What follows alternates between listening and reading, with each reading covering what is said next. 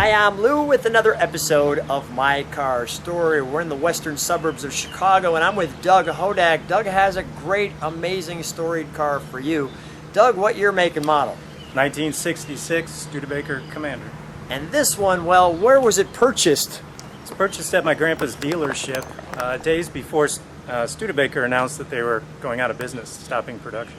One of the last Studebakers sold at the dealership that your grandfather owned. So when I first saw it, I thought it looked kind of like a Ford Falcon.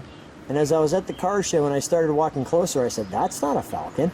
And as I got closer, I saw, well, what you're saying, that it's a Studebaker. And you could see that behind there, and you could see the hawk emblem there.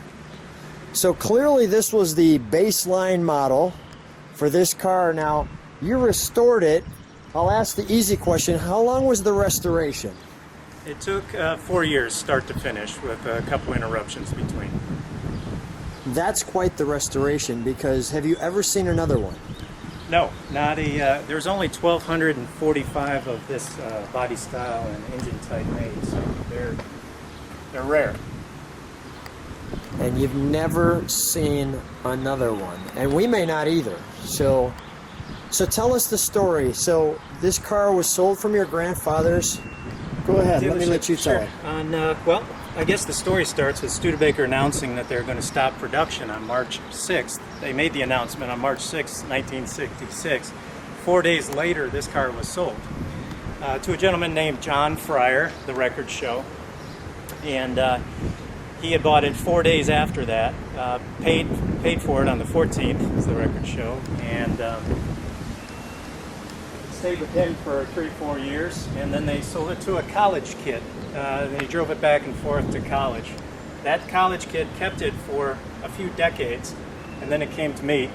At that point, it was in pretty rough shape, so I did a full restoration. Wow. Let me step back. How'd you find the Hodak sticker? Or you had a bunch of those? It still was on there when I bought it. Wow. It was so brittle, though, that I had to do a replica of it. So I did an exact replica of what it looked like at that age. And let's show our trunk and treats. So here's our trunk and treats. And right off the bat, you can see there's no liner or anything like that. But we do have the original. You can see the horn ring was $2.16. Feature that. And then we have the used sale contract. Our Studebaker accessories. Tell me what this is here. What are we looking at here? This is a great little story. Yeah. I was doing the restoration. I had the dashboard out. These fell out from a very thin slit between the instrument bezel and the top pad. And this envelope, which is sealed, but there's nothing in it, and then this envelope, which had this in it, which is a promissory note from the original buyer, John Fryer, to my grandfather, to Hodak Motors, in the amount of $624. And you can see that was developed on March 11th, the day after the car was written up on the document you just showed. And Mr. Fryer did pay it off early. You could barely read it, but on March 14th he paid the remaining balance. That must have been like so cool when that fell out, right? I mean, that must have been like awesome. So here is your extra something for your new Studebaker. The Commander, the Cruiser, the Daytona. And as you can see for the Wagoneer, we've got the luggage rack, the tailgate step, the station wagon cargo mat. And by the way, look at how that top opens all the way up. And then I'm going to let you open that while you open the rest of that. Sure. I'm going to show some of these other pieces. This is actually from Hodak Motors, obviously blown up so that we could put it there. There's a blown up version showing the horn ring. But look at, here's your radios, your under dash air conditioning. For the most, and motoring pleasure, auxiliary floor mats, some of the different options, your splash guards for your fender, your horn ring, compass. Yours has the horn ring. The different types of mirrors, your exhaust deflector, rear door safety locks, which yours doesn't have, backup lights, etc. I'll let you flip that over 180, please. Just want to show, yeah, this is how that whole thing pieces together. Very cool. And I want to show this. It's actually considered a giant postcard featuring the vehicles, and I'll just show you. There's the 4 vehicles: the Commander, the Wagoneer, the Daytona, and the Cruiser. The contract bill of sale, and just kind of walk me through that as we. Sure, this is something that a customer would probably look at as a sales piece of documentation, show you the different cloth options, and mine has the Scottsdale Gold. You might recognize that. Okay, as I struggle to turn the page. These are some other options on the different models, vinyl options, right? Nice. Over here. This is the color charts. I do have the Arctic White, but you can see there's a whole range of colors. And I don't know if you'd be interested in this, but this is all the different combinations of color and interior. And if you could see the Arctic White here, if you follow it over, of course, it's the recommended color for the interior is Scottsdale Gold. There you go. So I got the recommended color from Studebaker. Is there one more piece on that, or that's the back? That's it. That's the back. And let me just do that. The aluminized rust-proof to final luster. Beautiful. Do me a favor. Do that same thing with this one. Yep. Just go through it here, showing the different. And there's that refresh air you were talking about. It comes in off the front, goes through the car and out the back. I never knew that. The Cruiser. So many times you have a young lady looking like that in the back of the door. Of course you do. Go ahead. Very realistic. And then that's usually how the wife is pictured. My wife usually is like, Lou, come on in. Let's go for a drive. She looks just like that. No, it looks more like this. Get over here. Wait, go back to that last bit. Get over here, you. We're grabbing him by the shoulder. Pretty funny. Okay. Notice that roof line. That is quite unique, where the whole back end opens up and you have that person there in the red shirt with looks like a dad light figure with the cooler. And then again the Daytona showing I'll be driving now in that same position, and then looking out over the beach. And then I think that's the last page. Yeah, no, I think one more. Yep, a couple more. A couple more. Our construction of the car. And this shows all the standard equipment.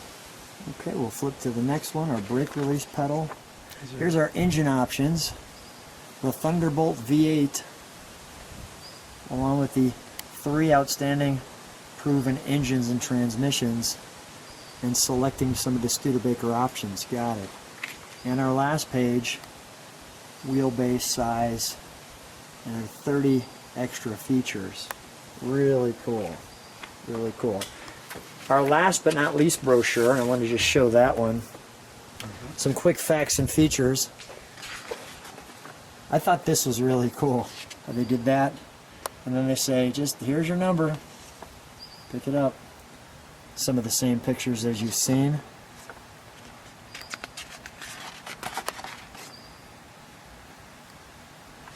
More of the lasting value of the strength. Okay.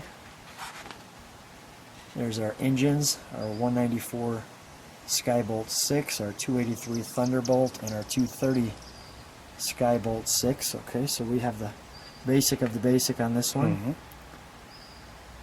Okay. The interiors were really on par with the Cadillac and Lincoln. No, they really were. The fabric and construction of the yeah, they were kind of plush for their standard model. Yeah, that's true. Very comfortable, by the way. Okay. All right. A few more pages here. Okay. Tell me when. And this is the features that we've seen in the other one, the tissue correct. box, etc. And then a very detailed options list and specifications. And what's our... We're halfway through, I see. Couple more pages. More specifications. We'll pass on all the specs Yep. at that level of detail. What's on the last page? More specs. More specs on the very last page of the book. The Studebaker Automotive Sales Corporations. And that, one other thing, this emblem here Yeah. is for My mom. the little memory of her. She passed during your restoration you shared. Yep. And also during that time frame, sadly, your brother passed. Correct. And he was a firefighter number 69, so a dedication to them. And that is a wonderful thing, and that wraps up our trunk and treats. And we're back. So we'll take a look at the interior. Interesting how they have that one little chrome piece right through the center. We have a chrome piece here, the Studebaker S. May I go inside? Sure. Thank you. Saw you nodding there. Very basic, as you can see. I want to show you that instrumentation.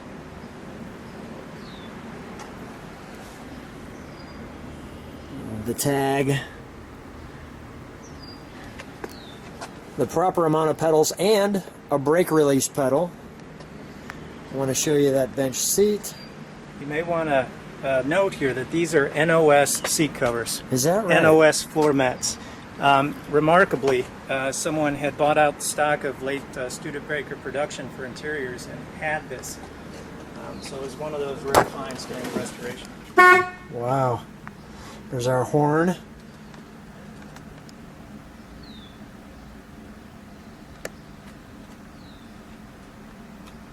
The defroster.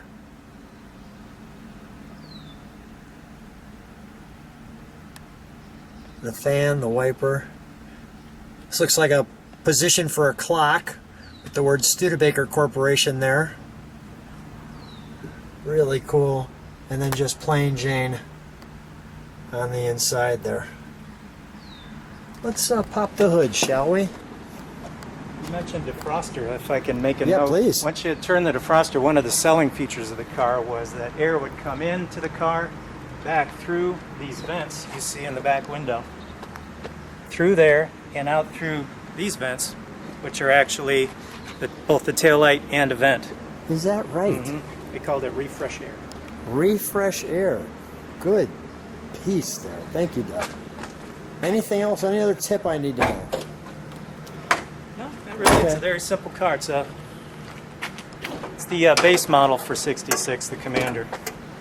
And this is what the car would have, this is correct coloration, placement. This is the way it came off the factory line. Wow. Well, for those of you who like to see the cars when they look original, you could see why, well, I ran to this one. So I gotta say, really good job on the restoration.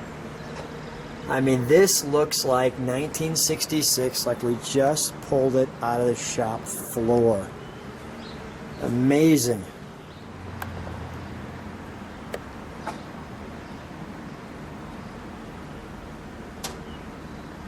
Actually, I see that I can do it this way. Might get a little better shot on that.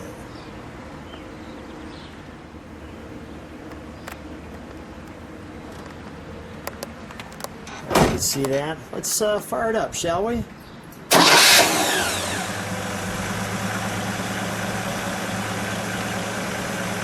So smooth. Let me listen to it idle. Stay right in there, Doug, for a second. Matter of fact, step on the brakes for just a moment. I always thought those were kind of those top vents. Gotta get real close. How is that smooth? Give it a little gas.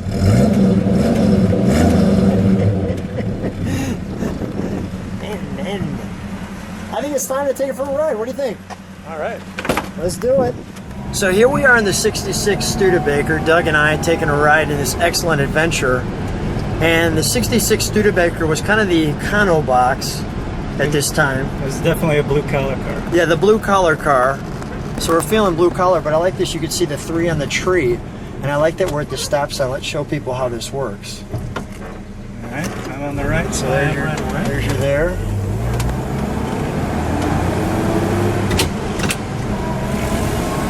Just like that.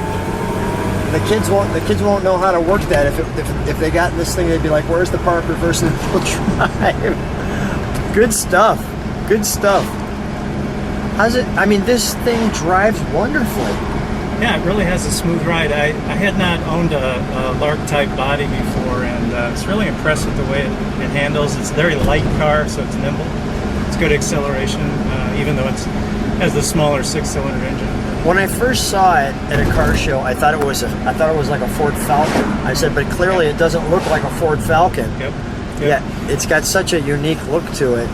And so what is the reaction when you're, I mean, I'm watching while we're driving. What's the reaction when you're driving it or bringing it to a car show? A raised eyebrow. What is that? A lot of people don't know what Studebakers are. It's a unique, it's just a unique car. A lot of people are familiar with maybe the Bullet Nose or the Hawks, but they don't know. They don't know this. They don't know this, Yeah. and they just look at it as if it were a Ford Falcon or something to that effect. But there are a few that say, "I remember that car. That was my first car." You always get those people that come. Is that right? They say that was my first car. Yeah. Do you tell them that you say, "Oh, I'm sorry," or do you say, I wish it was a Hawk or something like that? Yeah, well, let me shake your hand. Yeah, congratulations. You've obviously moved up. No, I mean, on a sincere note, this was clearly the economy car at the time, and it was basic transportation. The fact that this one exists is unbelievable. So, Doug, what a unique car. So much fun.